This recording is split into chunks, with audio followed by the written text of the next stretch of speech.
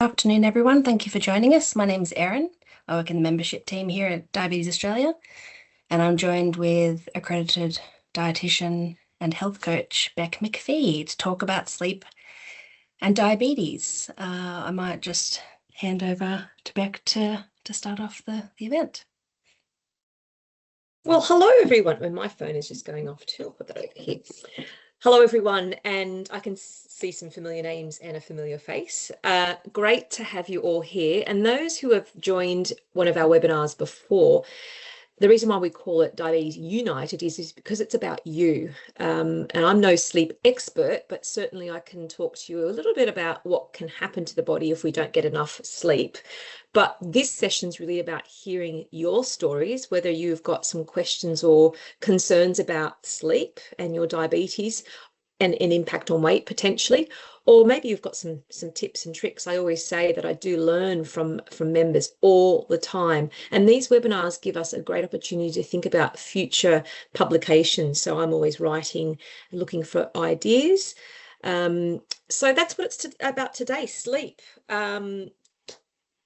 What we could do is there's quite a few of us. One thing you can do is you've got the chat up the top. Well, I've got it up the top, and the Q&A. So if you've got any questions or comments, put it in there, and we will try, if you keep yourselves on mute, but if you wanted to share something, I'd like to hear your voices too. We'll see if we can coordinate it at the right time. But remember, this is about you. I'd like to hear anyone's questions or concerns about sleep. Are you potentially having poor sleep? Are you waking up with hypos, early morning hypos? Are you finding that you're in a good habit of sleep, or do you find that you need more, and you need help with improving? It might be the quality of sleep or the quantity of sleep. So both the quantity and quality, we know from the research, can impact our health in many different ways, which I will talk about in a minute, but I'd love to hear from you. Anyone like to kick off?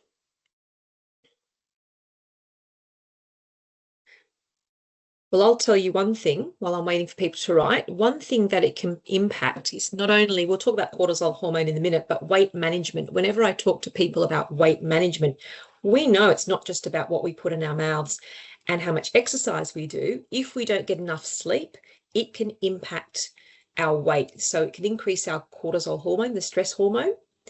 Okay. And so it can make it really hard to manage our appetite. And I'm going to give you an example, because last night I went to bed at midnight. I was trying to meet a deadline, and then my 4-year-old woke me up at 3 o'clock and took a while to get back to sleep. So I've had rubbish sleep last night. And what happened? It's interesting. We know with the research, if you don't get enough sleep, it can impact our appetite. So our hormone called leptin, the hormone that tells us when we're full, okay, can go down, and ghrelin, our hormone that tells us when we're hungry, can go up. So today I've probably eaten twice as much as what I should have. So it's interesting, and I know intellectually, and I feel I don't feel great I feel quite tired because I've only had a few hours sleep, but yeah, I had my usual breakfast and it wasn't enough. And I didn't get the energy that I usually got. And then lunch, I had my lunch, and then I thought, I think I need something else. So, and that's coming, even though I'm a dietitian, we're all human, but that's from one bad night's sleep. So can you imagine if we had chronic sleep issues? So when I say chronic sleep, more than one or a couple of nights having poor quality or quantity of sleep. And so if you're struggling with managing your blood sugars, or maybe weight, and you're thinking, I'm doing everything else right, it could potentially be sleep. And it's also married with stress. I don't know if any of you have the issue like I do. If I've got worried thinking, the more I think, the more I can't sleep. That can also impact our ability to get good shut-eye. So what would people like to say about that? Have people noticed the relationship between when you've had a pretty bad sleep and how you eat, your eating habits? Oh, hi, Tony. You can go off mute if you want, and to speak, if you can go off mute if you want, or you can type in. We'd love to hear from you. Hi. You're on mute. So Tony, if you take yourself off mute, and it should be up the top somewhere. Yeah. Oh, hello, Tony. I put chat. If I press chat. Oh, you can speak Got to me? us. Yeah, go for it. Oh, you got me. I've just pressed the chat button. So can you hear me now? Yes. The floor is yours. You can. Yes. Okay. I rarely get. I rarely sleep more than about 5 hours. I've been doing it probably for 50 years. But and I now go to bed. I fall asleep watching TV in the chair, a very comfortable one. Wake up about 2 o'clock, then go to bed. I take a bit of time to get to sleep, but when I do, I sleep soundly. In the meantime, I've probably eaten a few grapes or something like that. So my diet is definitely affected because I'm awake for so long at night. But my sleep doesn't worry me. When I sleep soundly. I've been doing it for years when I was working and even now. And if I go to bed too early, I can't go to sleep. So, I can relate to that. the only thing that worries me is the fact that I probably eat because of that factor that you've raised. I don't think it affects diabetes. I don't think the diabetes has got anything to do with it because I was when I used to work long hours and I'd work at night and be still up and get out. I still get out of bed at 7. So and I'm active. So it's purely my diet. More concerned about how it's affected rather than the diabetes so much. So what you're saying is, Tony, that I guess if you're up for longer, like once you sleep well. But if you're staying up, snacking can be one thing. And like I said, like last night, to keep me awake to finish this document, I was eating a bit extra, and I had a sneaky little coffee, which is really bad because then what happened was when I went to sleep, I couldn't sleep, and it was the worst thing. But I just thought, well, this is I really need to get this done. So I hear what you're saying. The thing is, look, we've all had different sleep habits. I've always been an early riser, always. But if we find that we're not kicking those goals in terms of, let's just say, because you said you're very active, which is great. If you find your blood sugars are within range, if you find that your weight's not too bad and everything else is fine, well, then there's always these exceptions that people can just live off not a lot of sleep and function well. But if you find that the eating habits are creating higher sugar readings or it's infecting something else, then we might think, is there something else we can do whilst up? And it's years of habits. I've said this before, we can't just change habits overnight. If we've had 50 years of doing the same thing, and if it's not a problem, we don't have to worry about it. Or it could be something like what I'm doing now is I'm having a cup of weak tea because I keep going and snacking because it affects, like I said, your appetite. So I'm having more fluid to curb that. So it might be when you're up, do you do something else to reduce the likelihood of snacking if that's going to be a problem? If it's not a problem, you don't have to worry. If you know what I mean, it's not a one size fits all. Some people brush their teeth to stop the desire to eat while they're up. Some people have fluid, but then that can make you run to the loo, which did to me last night because I was having caffeine. So don't do what I don't do what I did last night, folks. But thanks for sharing, Tony. It's an interesting. I usually I used to have a large cup of tea, and that would tend to keep probably and a cigar. I have one cigar a day, and it's that night. But I've now cut the tea out, and I'm having a whiskey, and I find that more relaxed. But I fall asleep watching TV. The best thing I can do to go to sleep is watch TV. And I fall asleep in the chair and wake up about 2. And I've already had a couple of hours sleep in the chair, I suppose. And then I'll go to bed about 2, sleep right through to 7. It might take me a half an hour to get to sleep again, but I wake up at 7 just naturally. So Do you think, I've It's got a not, it's question. not worrying me about the sleep. I've always slept Well, like I said, if soundly it's when not, yeah, if it's not I affecting go you, I mean, to sleep. And I've been doing it for so long now. I think my system's used to it. But it's a habit then. Well, my the question eating is, bit, because I do go and have a snack. well, my question was going to be, does the sleeping in the chair watching the telly help you to fall asleep well, or is it a habit that your just body's adjusted to that then makes you fall asleep?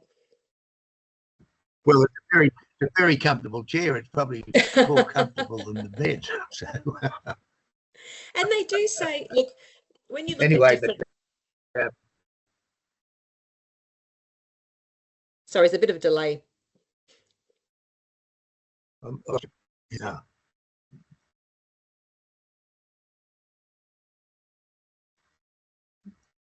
Sorry, Tony, there was a bit of a delay. I didn't mean to speak over the top of you, but No, I lost you. That was the problem. no, you're grand. But can people Yeah. relate to Tony? And we all try different ways to get to sleep. So alcohol, for example, can put us to sleep, but it doesn't put us in that REM cycle. So it can actually not put us into the sleep that we want to be put in, and often we wake up. So that you can even try experiments with different types of fluids that you have. I think you've done well. You said you're not having a cup of tea anymore because caffeine can keep you up, even if it's a weak tea, but everyone's different. I know people who've had coffee who can still fall asleep. But we know caffeine, but alcohol, like I said, can put you to sleep, but it won't put you into that REM, that deeper sleep. And that's why we can wake up as well. And we do know that tryptophan, the good old amino acid in milk and turkey, but you're not going to gnaw on a turkey leg before bed, are you?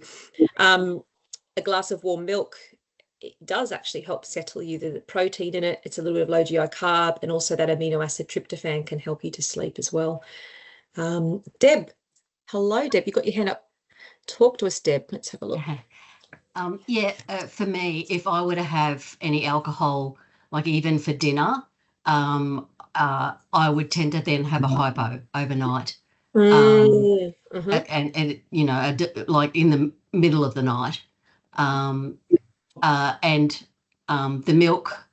The milk's an issue because my blood glucose levels go high.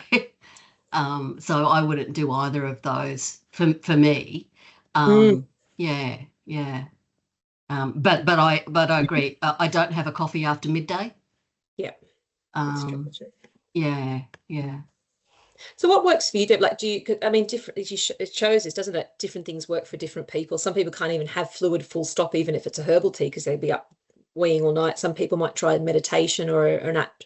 Actually, I'll put in the chat, Smiling Mind is a great app, which gives you a lot of different ways of improving mental health, including sleep, including mindfulness, including gratitude. I'll put it in the chat in a minute because I had it prepared for you all, and it's a great app. You've got all different tips and tricks to help with anything to do with the mind. So I find myself, if I'm got worried thinking at night, I'll use that app to calm those thoughts, and that will help me to go to sleep, because I've tried everything else. Sometimes a glass of warm milk helps, but sometimes it's just you can't get rid of those thoughts, but just to distract yourself, and then they'll help you distract yourself and focus on your breathing and things like that. So that relaxed state with breathing will actually set you up for a good sleep as well. Now, Nikki's got there. Nikki, welcome. You've got your hand up. Sorry, I can't type in the chat. I have had very broken sleep now for, well, let's say since my eldest was born. And I do find that when I've had a bad night's sleep, I eat more or I crave more. But I wake up every night at least once to go to the toilet. And I'm wondering if there's any way of stopping that. Because, yes, I think, well, not like last night I had a broken sleep. The night before I had about the same amount of sleep, but I felt great all day. even though it was only about Mhm. 5.5, 6 hours, because I'd slept all the way through. So, Yeah. yeah, I don't know if that's related to the diabetes or not, but It can be. So we know that I'm just putting smiling mind in the chat. High blood sugars we know can increase the urination. It could also be just our bladder as we age. Like I know as I get older, I have to go to the bathroom at night. It can be what we've had before sleep. The other thing you can do if you find that you've tried everything, and I'm not a medical practitioner, I mean, you could see if there's any medically going on, but it's a very common issue, is you could use this app to get you back to sleep. Because sometimes if I go to the bathroom, then I go, oh, there's an email, and I have a read of the email, which is very naughty to pick up your phone with that light in your eyes. And then I start thinking and start planning. And I've tried the list, like I write things that are in my mind to put on a bit of paper and then go back to bed. But then I go down these rabbit holes and I just think too much. So the app for me, this is just as an example, will stop that thinking and put me back to sleep. But with going to the toilet, some people just have to. But have a think about anything that's going on, whether your sugars are a bit higher than usual, that could be an issue, and you could chat to your doctor about it. What are you drinking just before bed? Those sort of things. Sometimes when it's cooler weather, some people have said to me they tend to go to the bathroom more when it's colder. Different things work for different people. What do you think, Nikki? it doesn't matter for me. I literally, it's every night of the year pretty much. I get up and I go. And believe it or not, sometimes I find it's less if I drink more. Isn't that interesting? Weird. Do you find you can get back to sleep better? Like, okay, like when you get back to bed, can you get back to sleep, or it depends? It depends. Most of Okay. the time I'm fine. But then every now and again, I think just when life's a bit more stressful, it can Of be a course. bit harder. And that's where you might think, if you've got that worried thinking, you can't take away those thoughts, you can distract yourself. So think about the meditation or any mindfulness activity, and they're all evidence-based tools on the app I've put in the chat, which I've been saying to clients for years, but this year I finally put it into practice. And it does work. I'm revealing a lot about myself today. I'm usually very good. Just ask Deb. I do talk about healthy things. I do it in other webinars. There's another hand up. Oh, yes. Yeah. Oh, it's you, Deb. Yes. I just wonder, just listening to Nikki, whether the fact that she finds that she doesn't wake up as often when she's more hydrated, whether that can be the hydration bringing her sugar levels down. And they're not running quite so high, so she's not needing to get up for that sort of reason. Could be another reason. So even something as simple as making sure you're well hydrated before you go to bed. So it can have the opposite. Yeah, absolutely. I agree. And this is where Nikki could try different experiments of, what made me sleep better last night? Was I well hydrated, etc.? Just like Deb said, 100% agree.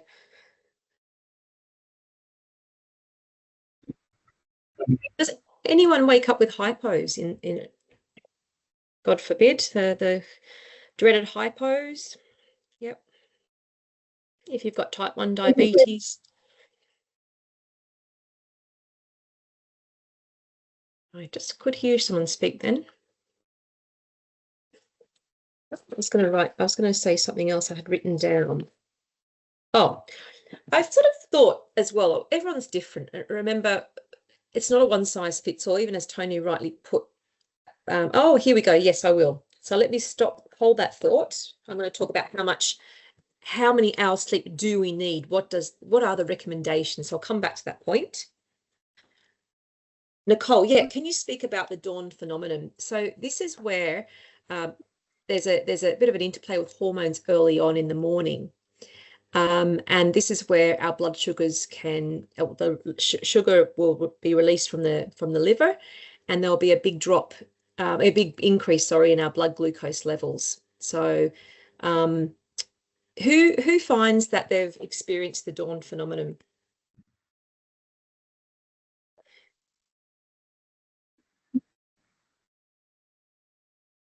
Anyone experience the dawn phenomenon?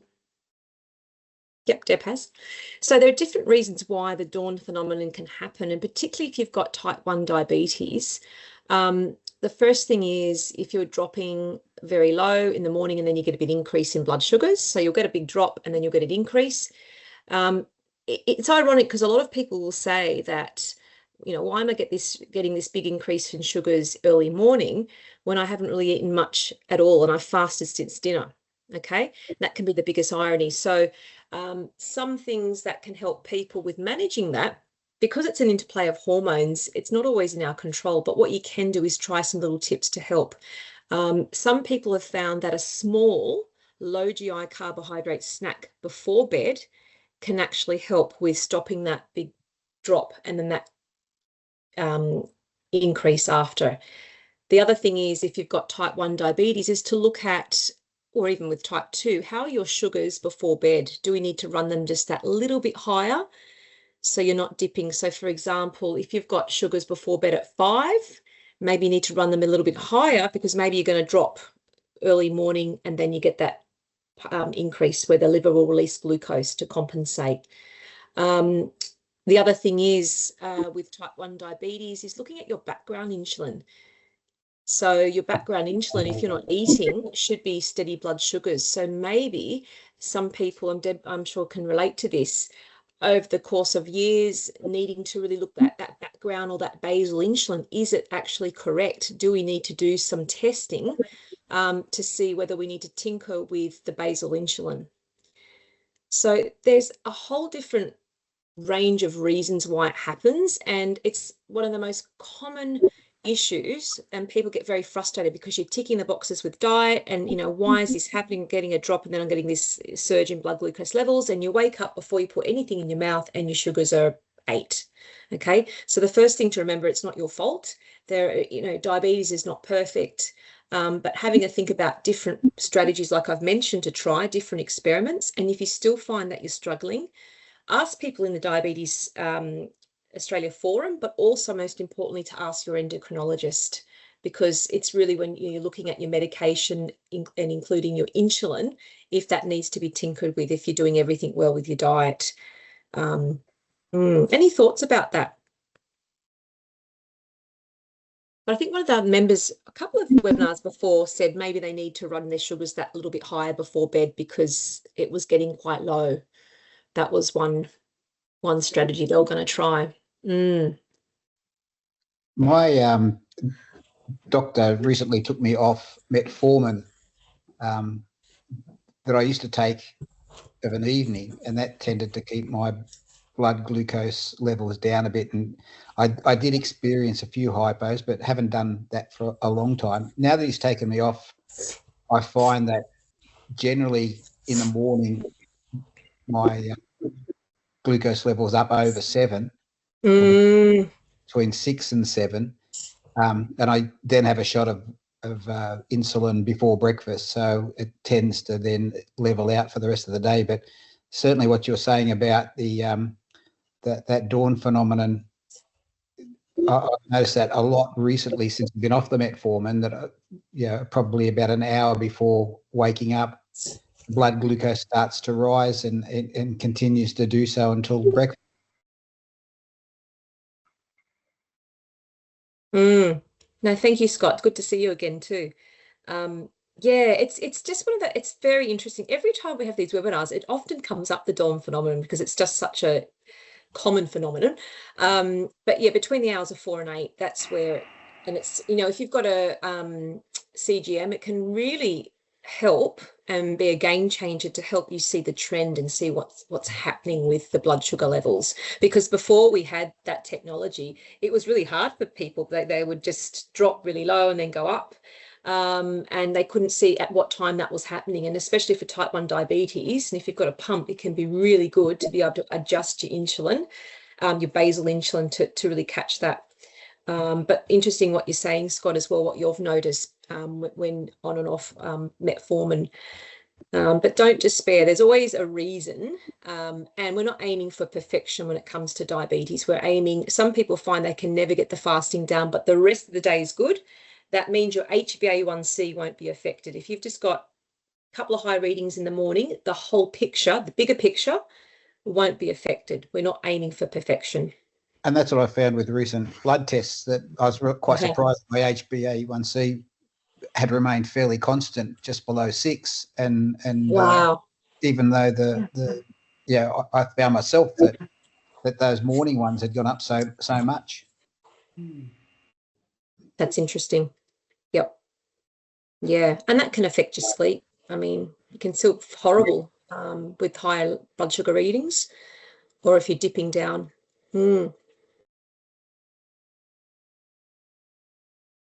Becca, another thing that I find sometimes when I am experiencing those highs first thing in the morning, I can fall into a pattern of worrying about it. So, and then that affects my sleep. So, you know, I'll go to bed on, 6, which is great. And think, okay. And then, if the alarm goes off in the middle of the night or whatever, that breaks up my sleep as well. But, then the thought goes, am I going to wake up high the next morning, and the anxiety and the stress of that breaks up the sleep as well. It's a really good point, because you're preempting what ifs and the therefores, what may happen. We catastrophize. Yeah. How have you managed? And like you said, it's a really good point too, Deb, with your alarm going off, which is really important for safety. But then that breaks your sleep up too. Yeah. But how do you deal with that? How do I deal with that? Sometimes when I am fed up with it, I mute my alarms. So I will go through the night without my alarms on, which is, I know, it's not a great thing to do, but for my own sanity, I guess, well-being, I need to do that from time to time, and I'm okay with it. Fortunately, I have a partner who is really, really good, and he has the alarms on his phone. So if they tend to, go too low. But I've been caught out once in all the times that I've done it. I've been caught out once. But, and for me, I have, if I wake up sitting on, 7.5 with the arrow going up or diagonally up, before I'll do one of two things. I'll either take my insulin then and not eat maybe for half an hour, 3/4 an hour, and that tends to bring it down, or I won't eat and I won't take any insulin, but I'll do a half an hour on the treadmill. That's right. Yeah. And that'll bring it down to within a manageable range, and then I'll just do my insulin, my bolus before breakfast, and I find that then, for me, it's a mixture of morning insulin resistance and the dawn effect sometimes, and it's hard to know what's what. Yeah, but the exercise helps. It's great. I mean, trying all these little experiments, there's no failure in an experiment, and for what you've done, it's great. It's just that persistence, and it's not always going to go right, but exercise for you, is definitely one of those factors that can help. Michael, hello, nice to see you again. Talk to us. Hi, Rebecca. How are you? Yeah, I'm well. I can empathise with Deb and what she's saying, because I'm a bit, I get very flustered and worked up when my sugar gets very high, especially in the mornings. And I usually go for walks, and especially in evenings before going to bed, I'll find myself having a walk at 7 o'clock. And, that's what I've done basically for 55 years, is just not a Lachlan McKenzie, but I still feel like I'm doing the under 10-second sprints, all the time. And but I just sometimes feel I was relaxed as him, especially when I see him. He's amazing. But Yeah, and also my real concern is at night time, and I can understand what you're saying in terms of the getting it right before bed. You know, like I take my long acting, and my long acting does drag it down throughout the night. And I find that if I'm around 5 to 6 all night, which is what I would love to be, which I usually are around, I do start thrashing around. And my wife can attest to this, and I have left bruises on my wife. Also, I have these nightmares as well, and I find them a bit unusual. And about a couple of months ago, I had the flu, and I took this sleeping tablet, for the flu. When you take it, I've never slept so well. So I said to the doctor, could I try some melatonin? And that might calm me, but that really hasn't done me much good, at all. But I do have this kind of ongoing dilemma. How high is my Levemir? If I do a bit of work, during the day, I find I have to drop my Levemir, but it can still go lower and lower and lower. I find my short acting, the Epidra, if I lower it to another one, it can go too high then. And then I start freaking out. So I've got all these dilemmas. I've been to sleep studies. I've done everything. But I still, it's just been a constant thing. I think it's just part of the diabetes, really. And it's something I just have to live with. But I think it's worth bringing forward because I can hear what Deb's saying. And I think a lot of people go through this anxiousness with the type 1. It's quite complex because you're dealing with 5 needles a day and it's hard to adjust them all. That's for sure. Oh, and then many different factors. I mean, life isn't the same every day, is it? That's exactly it. It is so true.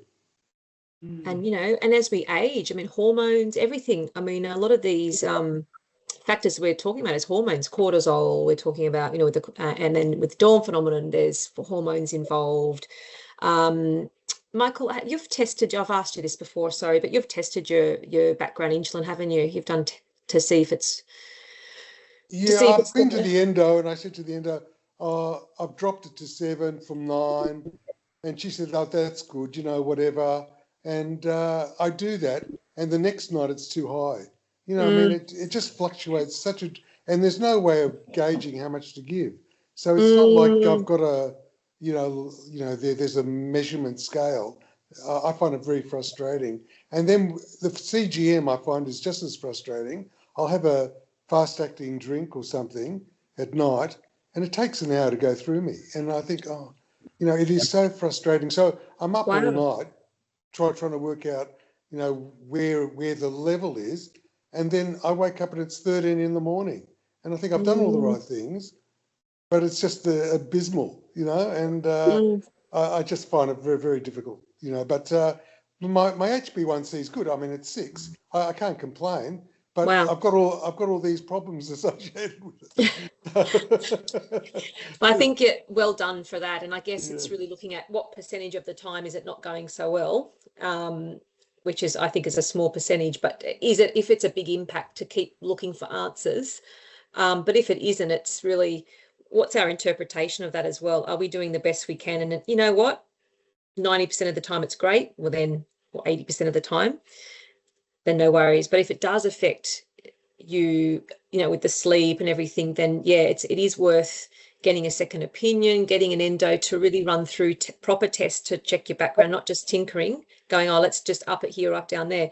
You do the proper tests in the morning and the afternoon with no carb meals, not having your fast acting, to test the basal insulin, and that will be, you will see the trends.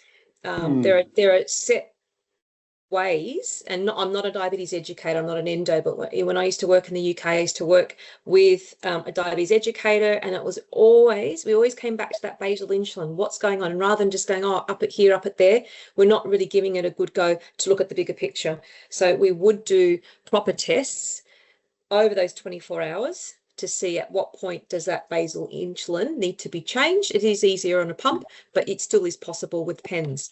Otherwise, we're just guessing. Yeah, when we're going that's around what in I feel I'm circles. doing. I Yeah. feel like I'm guessing all the time. Yeah. You So know. what I could do, I'll send you, because I've got your details. Yeah. And you can have a wee chat to the endo, or the diabetes educators can do this too, to do proper basal testing. It's almost like, I say with diabetes, it's a bit like a spring clean. Like every now and then, someone type 1 has to go, right, let's just put everything on the table. Something's not working. Let's always go back to basal, because things change as we get older, medical conditions, things really change what your body requires. So I Especially work like- as a, Rebecca, I work as a casual teacher. I'm retired, and they ring me up some days, but I'm standing up all day. And when I'm standing up all day, you know, it might be one time a week or twice a week or something, I find it goes crazy. And it's just that kind of motion, the perpetual motion, and then that's hard to gauge as well. So even if I do those basal tests, it's not applicable to what my needs are, basically. Yeah, because it's going to be different days, That's right, different days, situations. Yeah. But that's still something to talk to the educator about. It maybe there's different, there's different plans for different days, doing it in a safe way.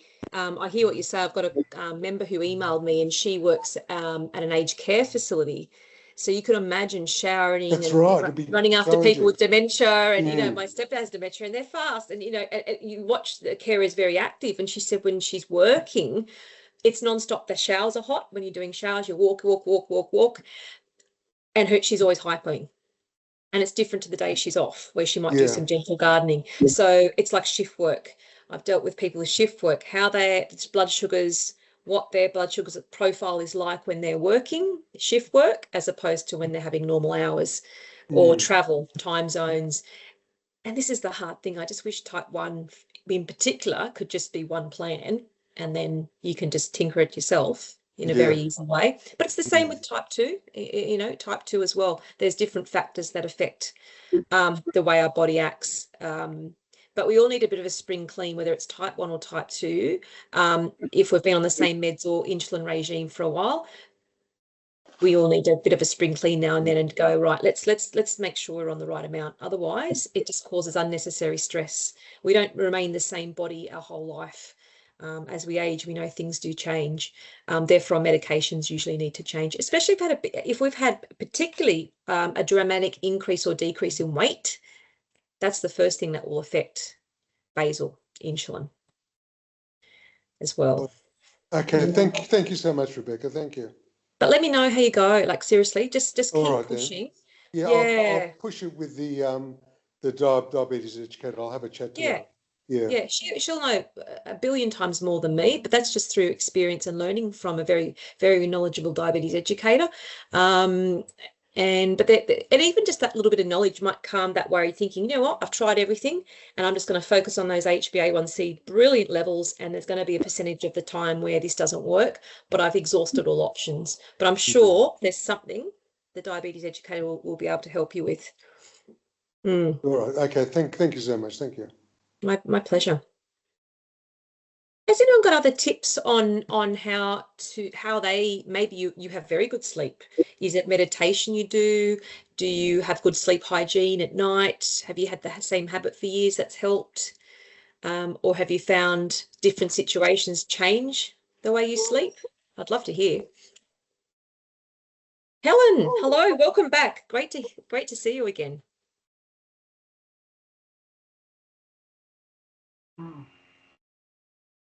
Take yourself off mute, maybe up the top.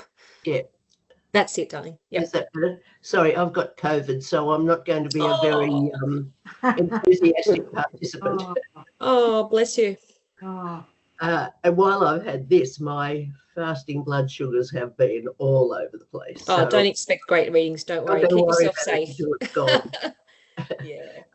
Just in relation to what people use to get a good night's sleep, I took Michael Mosley's advice, and sometimes if I've had a lot of wakeful nights, I will eat a kiwi fruit. I don't particularly like them, and I can't eat the green ones, but occasionally one of the gold ones, and he says they've got serotonin in them, and they definitely make a difference. I love that tip. Ah. I didn't know that. That's something new I've learned. Wow. Very strange. I didn't think it would make any difference, but I thought, oh, well, I'll give it a go. And yeah, it definitely works. Do you eat the skin, Helen, or do you peel it? No, it's too hairy. So, and just one kiwi fruit is enough to give you the right amount of serotonin. Sorry? Do you eat one kiwi? Is that enough? One. Yeah. Oh, that's a thank you. That's very interesting. Let medicine be thy food and thy food be thy medicine. I love that. That's interesting. I've just started eating. I mean, I've always liked kiwis, but I've started eating them lately because they're good on porridge and it's gotten cold. But I hadn't thought to. I suppose it's not something you need to do before you go to sleep, but it regulates the sleep cycle, so you can just have it as part of your diet. Yeah. Fantastic. I've never been very fond of them, so it was a bit of a challenge to have the first one, but I can get through one now. But then you're fond of good sleep, so there's your motivator. I love it. Now we've got the hand up of Anne, but it's not Anne. Who are we joined with today? I'm Anne. You are Anne. I've got Anne unverified. Barbara, but I'm not okay. Second name Anne. So right. Welcome. Thank you.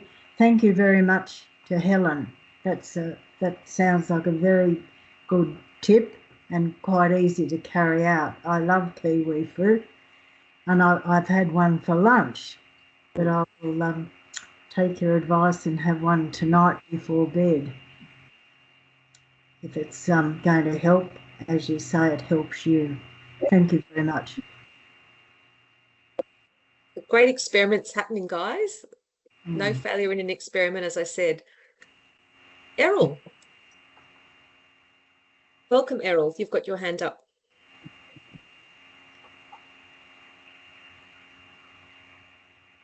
Just see if Errol speaks in a sec. While we're waiting for Errol, does anyone know how much sleep is recommended for people between, let's start off with between 27 and 64 years old? How many hours would you think?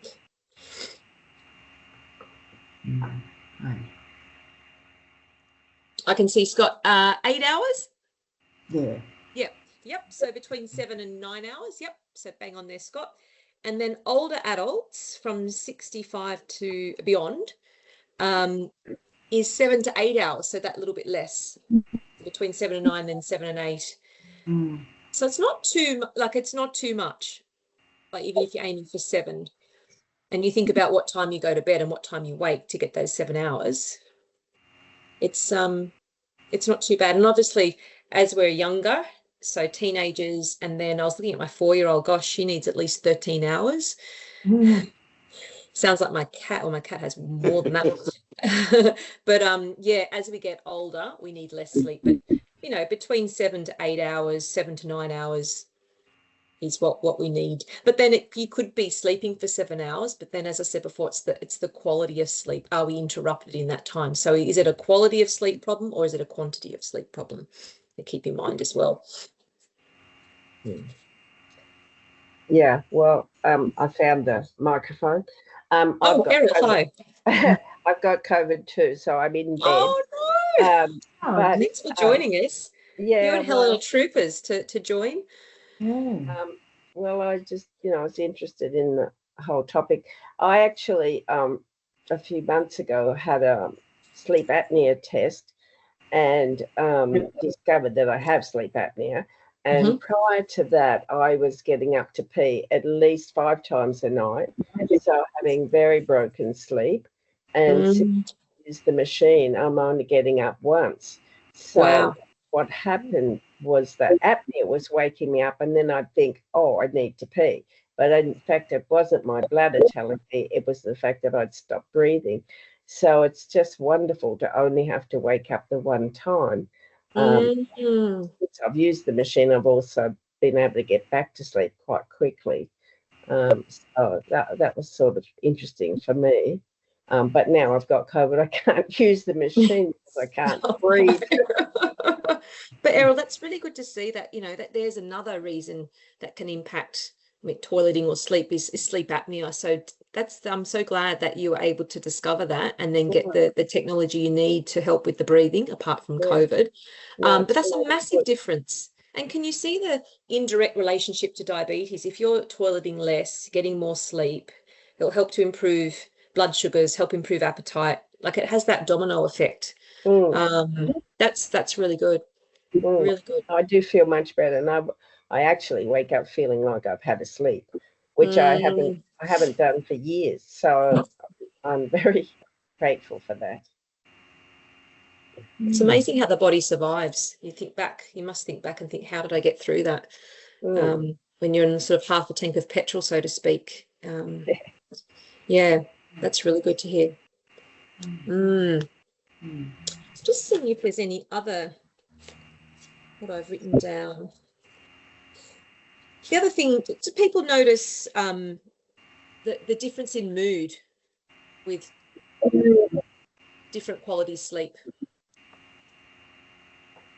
That's also an interesting point of how it affects your mood, whether you've had a good night's sleep or whether you've had poor sleep. And if you're more predisposed to being a little bit more depressed, that can have a big impact. So always looking at those trends as well, and to see, you know, it may to some people seem very simple. Oh, I'm just not getting enough sleep, but what's the impact? And is there any link? And especially like Errol said, going to the toilet a lot was then linked to, actually, it's the sleep apnea. So waking her up. So always being a detective. Nikki. I find it's not just my mood, but it's my resilience. My ability to deal with different stresses reduces. I didn't hear the last bit, Nikki. What did you say? Oh, sorry, it's my ability to cope with different stresses reduces. Yeah, so when I've had a worse sleep than normal, then I can get very down or very grumpy. I can't cope with things. Yep. Definitely our reaction tends to be a bit more, what's the word? We tend to react more to situations, and ability to cope as well, definitely. And as I said when we first started, you know, blood sugars and weight is not just what we eat and how we move. You always have to keep in mind sleep and stress, and they are so well linked to look at. Is that the situation? I've seen clients where they've come in with a referral to change their diet, and their diet's fine. They've come out with a sleep hygiene plan, or come out for a referral back to the doctor because they've got to go and review their insulin or whatever. So yeah, always think outside the square. And what we've just realized today is everyone has different reasons and different strategies. But I think there's going to be some kiwi fruits tried.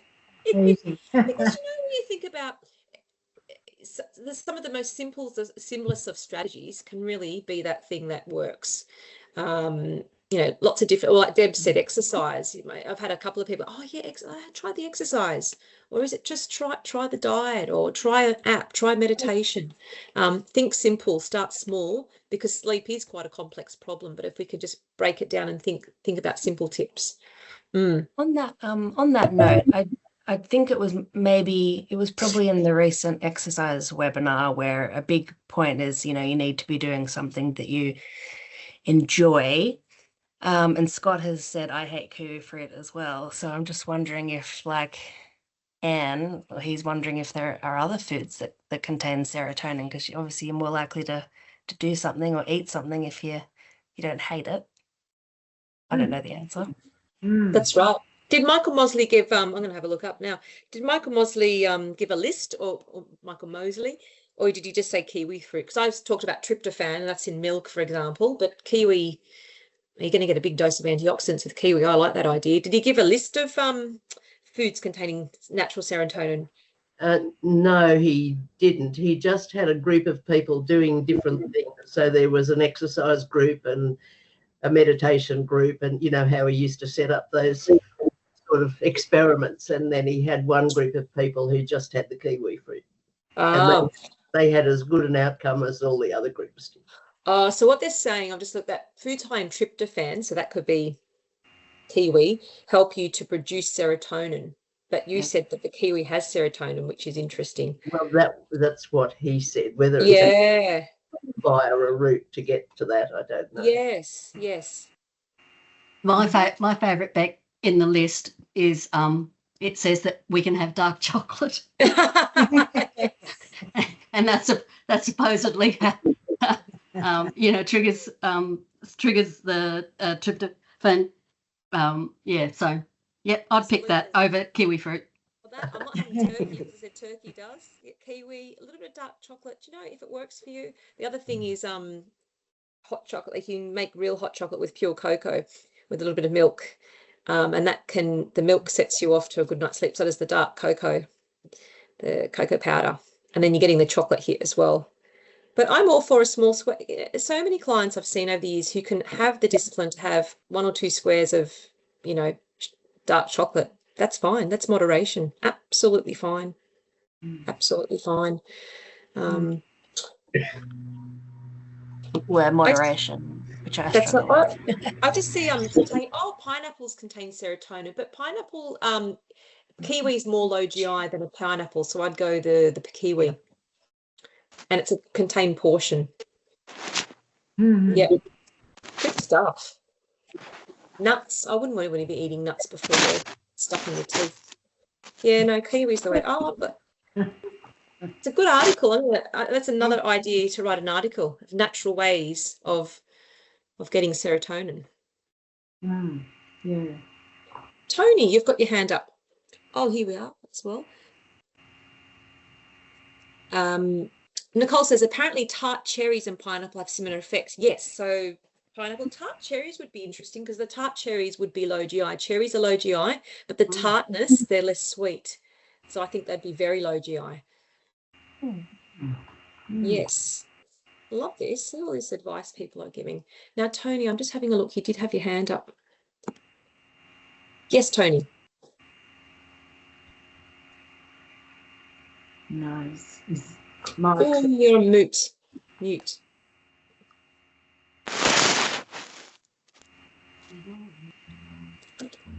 No.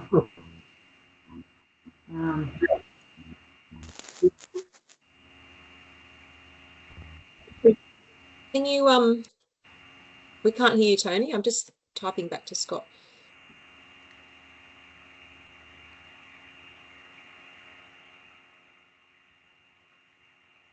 Did you want to type your message, Tony? I'll see if I can read it out.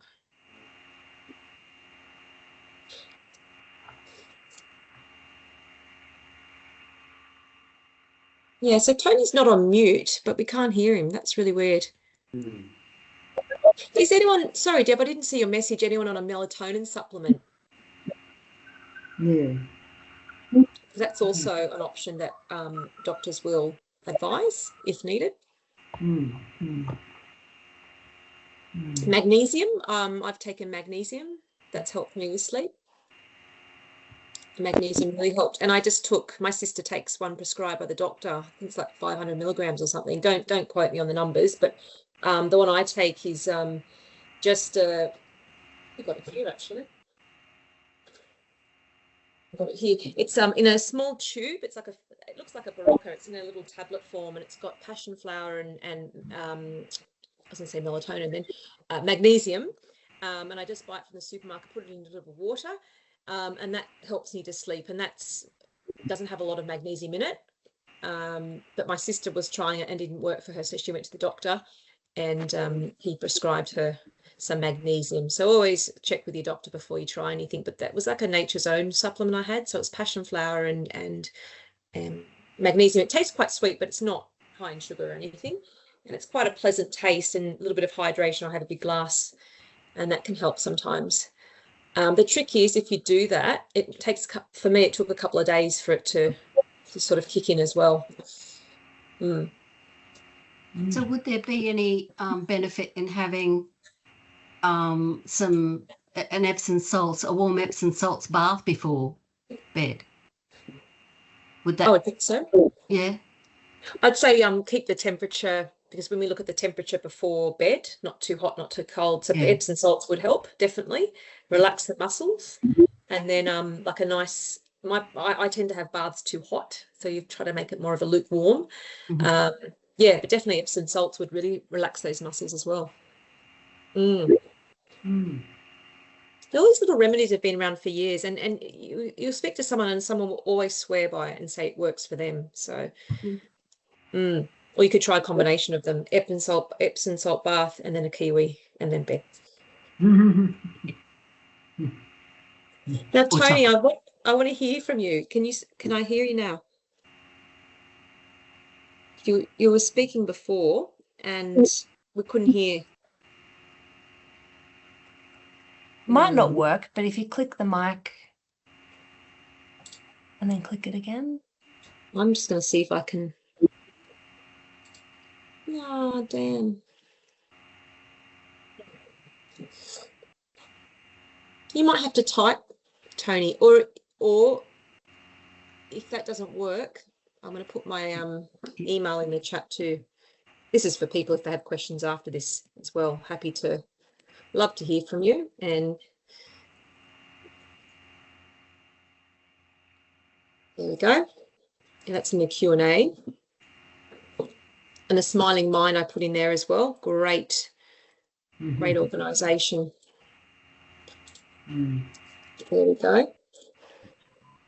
Well, that's great. I was going to put the United email, but your personal one is better. Well, I just reduced your workload. Yeah, great. Cheers. No, I don't mind. Love to hear from people. And like I said, it helps me understand what your needs are. Keeps me up with the latest research. Didn't know Kiwi, so I'm going to be doing a little bit of reading later on. Scott. And off mute. Just in terms of sleep, I've been wearing a sleep tracker for the last couple of months just to get an idea around what's happening when I'm asleep, and the CGM helps me with the blood glucose. But the sleep tracker tells me that I'm spending about 60% of my time asleep in what's called core sleep, and only about 15% in deep sleep. But I don't really understand. And then the rest of it is in REM sleep, and that tends to happen sort of in the first couple of hours after I go to sleep. Generally, I wake up and go to the toilet. After that, I never go back into REM sleep again. Mm. Funny, so the science of sleep sort of interests me, but I don't really understand much about it. I'd be interested to know what percentage is, what the breakdown is. So the percentages you're talking about, what's the standard? So then you can go look at what the standard is and compare yourself. Because there's no information like that I've found, but I'll do some research. Okay. Scott, my understanding is that a REM cycle, a normal REM cycle is 3 to 4 hours, and it's the best sleep that you can have. It's the restorative sleep, and it's the deepest sleep that you can go into. And in an ideal world, we'd all like to have 2 REM cycles a night. If you get one, I think you're doing well. But a REM is the ideal, and that's that's probably the goal. So if you're getting at least 1 REM cycle. I have no idea how a watch on my wrist measures these sorts of things. Yeah. Well, it could be like the Fitbit too. You could just shake it. You don't know if not the Fitbit, the little tracker, the walking tracker, pedometer. According to this, last night I had an hour and 20 minutes of REM sleep, 5 hours and 15 minutes of core sleep, and 43 minutes of deep sleep. So it's interesting. I'll do some research though and find out a little bit more about the numbers. It is interesting because, like Deb said, the 3 to 4 hours. If you think you're needing, let's say, 9 hours a night, and you're getting 3 hours, that's 33% is REM, and then how much of the core. And as I said before, with alcohol, that can stop you from going into REM as well. So, but I'd be really interested to know the profile of what's normal, because that could really then answer. Because then you're being a bit more specific about how to improve your sleep, because you know what percentage needs to be changed. Yeah, and then you've got to find out how to actually do that as well. What can make correct? REM That's part sleep. 2. Yeah. And there are sleep specialists that you can go to, you could get a referral from your GP and ask all those questions of them. Definitely. They'll have the proper technology and hook you up with something overnight, like when they do BP monitors and all that. They could hook you up with something, I'm sure. That would be very interesting to find out. Can you believe it's 2 o'clock? Well, I'm in Wollongong, so it's 2 o'clock here. Gosh, that's gone fast. Thumbs up from Tony. Tony, if you've got any questions, because we weren't able to hear the last bit, just send us an email or get in touch at the members forum, because that's where everyone gives lots of ideas as well.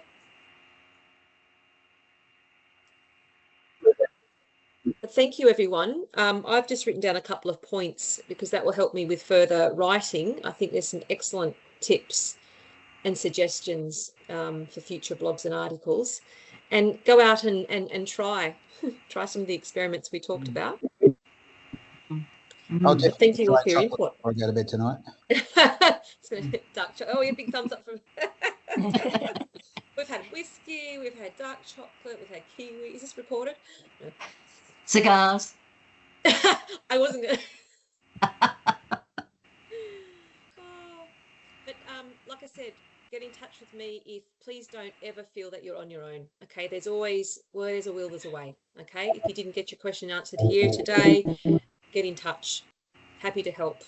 And the girls with COVID, let's hope you can kick that to the curve very quickly.